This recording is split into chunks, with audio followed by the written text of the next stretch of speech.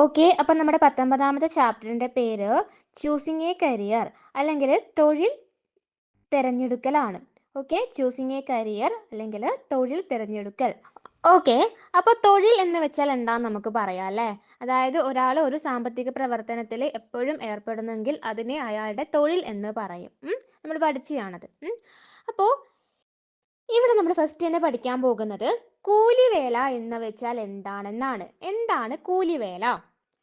കൂലി അഥവാ ശമ്പളം ലഭിക്കുന്നതിനായി മറ്റൊരാളെ സേവിക്കുന്നതിനെയാണ് കൂലിവേല എന്ന് പറയുന്നത്. അതായത് കൂലി കിട്ടാൻ വേണ്ടിയിട്ട് നമ്മൾ കൂലി അല്ലെങ്കിൽ എന്താ വേജസ് എന്ന് പറയും അല്ലെ. കൂലി കിട്ടാൻ വേണ്ടിയിട്ട് മറ്റൊരാളെ സേവിക്കുക, അതിനെയാണ് നമ്മൾ കൂലിവേല എന്ന് പറയുന്നത്. കൂലി അല്ലെങ്കിൽ ശമ്പളം കിട്ടാൻ വേണ്ടിയിട്ട് മറ്റൊരാൾക്ക് വേണ്ടിയിട്ട് ജോലി ചെയ്യുക, അതിനെ നമുക്ക് കൂലിവേല എന്ന് പറയാം. ഓക്കെ, അടുത്തതായിട്ട് നമ്മൾ സ്വയം തൊഴിൽ എന്ന് വെച്ചാൽ എന്താണെന്നാണ് പഠിക്കുന്നത്. അപ്പോൾ കൂലിവേല എന്ന് വെച്ചാൽ എന്താണെന്ന് പഠിച്ചു, അതായത് കൂലി കിട്ടാൻ വേണ്ടിയിട്ട് മറ്റൊരാളെ സേവിക്കുക അല്ലെങ്കിൽ മറ്റൊരാൾക്ക് ജോലി ചെയ്തു കൊടുക്കുക. ഇനി സ്വയം തൊഴിൽ എന്ന് വെച്ചാൽ എന്താണ്? ഒരാൾക്ക് ഉപജീവന മാർഗം എന്നോണം ഏതെങ്കിലും ഒരു സാമ്പത്തിക പ്രവർത്തനത്തിൽ സ്വയം ഏർപ്പെടുന്നതിനെയാണ് സ്വയം തൊഴിൽ എന്ന് പറയുന്നത്. അതായത് സ്വയം തൊഴിൽ എന്ന് വെച്ചാൽ ഇവരെന്താണ്, സ്വന്തമായിട്ട് ഒരു തൊഴിൽ കണ്ടെത്തുക, സ്വന്തമായിട്ട് എന്താണ് തൊഴിൽ ചെയ്യുക, അതിനെയാണ് സ്വയം തൊഴിൽ. മറ്റൊരാളുടെ കീഴിലൊന്നുമല്ല, ഇവർ സ്വന്തമായിട്ട് അവർക്ക് ജീവിക്കാൻ വേണ്ടിയിട്ട് ഒരു തൊഴിൽ ചെയ്യുക, അതിനെ നമുക്ക് സ്വയം തൊഴിൽ എന്ന് പറയാം. ഓക്കെ, അപ്പോൾ ഒരാൾ സ്വന്തമായിട്ട് ഒരു ഉപജീവന മാർഗം എന്നോണം ഒരു തൊഴിലിൽ ഏർപ്പെടുകയാണെങ്കിൽ അതിനെയാണ് സ്വയം തൊഴിൽ എന്ന് പറയുന്നത്. അപ്പോൾ ഈ ഒരു സ്വയം തൊഴിൽ ചെയ്യുന്നത് സ്വന്തമായിട്ട് ചെയ്യുകയാണ് അല്ലേ, മറ്റൊരാളുടെ കീഴിലൊന്നുമല്ല അവർ ചെയ്യുന്നത്, ജോലി ചെയ്യുന്നത്. അപ്പോൾ ഈ സ്വയം തൊഴിൽ ചെയ്യുന്ന ആൾക്ക് വേണ്ട ഗുണങ്ങൾ എന്തൊക്കെയായിരിക്കും? ഒരാൾ സ്വയമായിട്ട് എന്താ തൊഴിൽ ചെയ്യുമ്പോൾ അയാൾക്ക് വേണ്ട ഗുണങ്ങൾ എന്തൊക്കെയായിരിക്കും? ഒന്നാമത്തത് മാനസിക പാടവമാണ്. ഓക്കെ, മാനസിക പാടവം. രണ്ടാമത്തത് ഊർജ്ജസ്വലതയും ദീർഘദൃഷ്ടിയുമാണ് അല്ലെ. അയാൾ സ്വന്തമായിട്ടാണ് ജോലി ചെയ്യുന്നത്, മറ്റൊരാളുടെ കീഴിലൊന്നുമല്ല. അപ്പൊ സ്വന്തമായിട്ട് കാര്യങ്ങൾ ചെയ്യുമ്പോൾ അവരെന്താണ്, നല്ല ഊർജ്ജസ്വലതയുള്ള ആളായിരിക്കണം അല്ലെ. എല്ലാം സ്വന്തമായി കണ്ടെത്തി ചെയ്യുന്ന ആളായിരിക്കണം. അപ്പൊ നല്ല ഊർജ്ജസ്വലതയുള്ള ആളായിരിക്കണം. അതുപോലെ തന്നെ ദീർഘദൃഷ്ടി ഉണ്ടായിരിക്കണം. അതായത് ഇവരുടെ തൊഴിലിൽ എന്താണ് ഭാവിയിൽ സംഭവിക്കാൻ പോകുന്നത്, ആ കാര്യങ്ങളെ പറ്റി എന്താണ് ഒരു ദീർഘദൃഷ്ടി ഉണ്ടായിരിക്കണം. അടുത്തത് ആത്മവിശ്വാസം ഉണ്ടാവണം അല്ലെ. ആത്മവിശ്വാസം ഉണ്ടാകണം. അതായത് ഈ മേഖലയിൽ എന്ത് വന്നാലും അത് നേരിടാനുള്ള ആത്മവിശ്വാസം ഇവർക്ക് ഉണ്ടായിരിക്കണം. അതുപോലെ തന്നെ വ്യാപാര സംബന്ധമായ അറിവ് ഉണ്ടായിരിക്കണം. അയാൾ ഒറ്റയ്ക്ക് ഒരാൾ ബിസിനസ് ചെയ്യുമ്പോഴെന്താണ്, ആ ബിസിനസ്സുമായി ബന്ധപ്പെട്ടിട്ടുള്ള അറിവ് അവർക്ക് ഉണ്ടാവണം അല്ലെ. വേറെ ആരും ഹെൽപ്പ് ചെയ്യാനൊന്നുമില്ല, ആരുടെയും കീഴിലൊന്നും അല്ല ചെയ്യുന്നത്.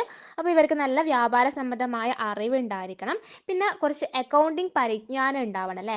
എന്താണ് അക്കൗണ്ടിങ് പരമായിട്ടുള്ള കാര്യങ്ങൾ, എന്താ കണക്ക് കൂട്ടലും ആ കാര്യങ്ങളൊക്കെ എന്താണ് ഒന്ന് അറിഞ്ഞിരിക്കണം. അടുത്തത് മറ്റ് വ്യക്തിഗത ഗുണങ്ങൾ, അതായത് ഒരു വ്യക്തിക്ക് ഉണ്ടാവേണ്ട ഗുണങ്ങൾ എന്തൊക്കെയാണ്? നല്ല സത്യസന്ധതയുള്ള ആളായിരിക്കണം, ആത്മാർത്ഥതയുള്ള ആളായിരിക്കണം. അങ്ങനെ ഒരു വ്യക്തിക്ക് ഉണ്ടാവേണ്ട ഗുണങ്ങളും ഒരു സ്വയം തൊഴിൽ ചെയ്യുന്ന വ്യക്തിക്ക് ഉണ്ടാവണം. ഓക്കെ, അപ്പോൾ ഒരു സ്വയം തൊഴിൽ ചെയ്യുന്ന വ്യക്തിക്ക് ഉണ്ടാവേണ്ട ഗുണങ്ങൾ എന്തൊക്കെയാന്ന് വെച്ചാൽ മാനസിക പാടവം, ഊർജ്ജസ്വലതയും ദീർഘദൃഷ്ടിയും, ആത്മവിശ്വാസം, വ്യാപാര സംബന്ധമായ അറിവ്, അക്കൗണ്ടിങ് പരിജ്ഞാനം, മറ്റ് വ്യക്തിഗത ഗുണങ്ങൾ. ഓക്കെ, അടുത്തതായിട്ട് ഒരു വ്യക്തിക്ക് സ്വയം തൊഴിൽ സാധ്യമാവുന്ന മേഖലകൾ ഏതെല്ലാം നോക്കാം. അതായത് ഒരു വ്യക്തിക്ക് ഏതൊക്കെ മേഖലകളിൽ ഒരു സ്വയം തൊഴിൽ തുടങ്ങാനായിട്ട് പറ്റും. ഒന്ന് ചെറുകിട ചില്ലറ കച്ചവടമാണ്. ചെറുകിട ചില്ലറ കച്ചവടം. പിന്നെയുള്ളത് പ്രൊഫഷണൽ യോഗ്യതകൾ അടിസ്ഥാനമാക്കിയുള്ള തൊഴിലുകൾ അല്ലേ. അതായത് പ്രൊഫഷൻ, നമ്മൾ ഫസ്റ്റത്തെ ചാപ്റ്ററിൽ നമ്മൾ പഠിച്ചിട്ടുണ്ടല്ലേ പ്രൊഫഷനെ പറ്റിയിട്ടൊക്കെ. അപ്പൊ പ്രൊഫഷണൽ യോഗ്യതകളുള്ള ജോലികളുണ്ട് അല്ലേ. അതായത് എന്താണ് ഡോക്ടർ, എഞ്ചിനീയർ. അപ്പൊ ആ ഒരു മേഖലകളിലൊക്കെ എന്താണ് ഒരു സ്വയം തൊഴിൽ തുടങ്ങാനായിട്ട് പറ്റും. അടുത്തത് ചെറുകിട കൃഷിത്തൊഴിലാണ്. ചെറിയ തോതിലുള്ള കൃഷിത്തൊഴിൽ, അതെന്താണ് ഒറ്റയ്ക്ക് എന്താണ് ചെയ്യാൻ പറ്റുന്നതാണ്. അടുത്തത് ഗ്രാമീണ കുടിൽ വ്യവസായങ്ങൾ. പിന്നെയുള്ളത് കരകൗശല വിദ്യകൾ. ഈ ഒരു മേഖലകളിലൊക്കെ ഒരു വ്യക്തിക്ക് സ്വയം തൊഴിൽ തുടങ്ങാനായിട്ട് സാധിക്കും. ഓക്കെ, അപ്പൊ ഇത്രയും മേഖലകളിലാണ് സ്വയം തൊഴിൽ ചെയ്യാൻ പറ്റുക. ഇനി അടുത്തതായിട്ട് കൂലിവേല വരുന്ന മേഖലകൾ ഏതൊക്കെയാന്ന് നോക്കാം. കൂലിവേല എന്ന് വെച്ചാൽ നമ്മൾ എന്താന്ന് പറഞ്ഞു, അതായത് ഒരു വ്യക്തിയുടെ കീഴിൽ ജോലി ചെയ്യുന്നതാണ് കൂലിവേല. അപ്പൊ കൂലിവേല വരുന്ന മേഖലകൾ ഏതൊക്കെയാന്ന് നോക്കാം. കൂലിവേല ആവശ്യപ്പെടാറുള്ള മേഖലകള് വർക്ക്ഷോപ്പുകള്, സൂപ്പർ മാർക്കറ്റുകള്, ഡിപ്പാർട്ട്മെന്റൽ സ്റ്റോറുകള്, ഇലക്ട്രിസിറ്റി ബോർഡ്, ഷിപ്പിംഗ് കോർപ്പറേഷൻ, കൃഷിമേഖലകളായ തോട്ടങ്ങൾ, ഫാമുകള്, സ്വകാര്യ സ്ഥാപനങ്ങൾ. ഈ ഒരു സ്ഥലങ്ങളിലൊക്കെയാണ് കൂലിവേല വരാറുള്ള മേഖലകൾ. ഓക്കെ, അപ്പം നമ്മൾ എന്താണ് കൂലിവേല എന്നും എന്താണ് സ്വയം തൊഴിലെന്നും പറഞ്ഞു. അതുപോലെ കൂലിവേലയ്ക്കും സ്വയം തൊഴിലും ആവശ്യമായിട്ടുള്ള മേഖലകൾ ഏതൊക്കെയാണെന്നും പറഞ്ഞു. ഓക്കെ, അടുത്തതായിട്ട് മറ്റൊരു ചെറിയ കാര്യമാണ് നോക്കാനുള്ളത്. കരിയർ. എന്താണ് കരിയർ? കരിയർ എന്ന് വെച്ചാൽ എന്ത്?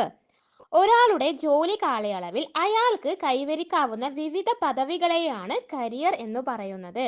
അതായത് ഒരു വ്യക്തി ജോലി ചെയ്യുന്ന ഒരു കാലയളവ് ഉണ്ടാവുമല്ലോ. നമുക്ക് എല്ലാ സമയവും ജോലി ചെയ്യാൻ പറ്റൂല അല്ലേ?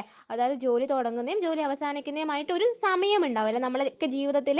അപ്പൊ ആ ഒരു ജീവിതത്തിൽ ആ ഒരു സമയത്ത് ഒരു വ്യക്തി കൈവരിക്കുന്ന നേട്ടങ്ങൾ, എത്രത്തോളം നേട്ടങ്ങൾ അവർ കൈവരിക്കുന്നോ ആ നേട്ടങ്ങളെയാണ് അയാളുടെ കരിയർ എന്ന് പറയുന്നത്. ഓക്കെ, അപ്പോൾ ഇത്രയും കാര്യങ്ങളാണ് ഈ ഒരു ചാപ്റ്ററിൽ പഠിക്കാനായിട്ടുള്ളത്.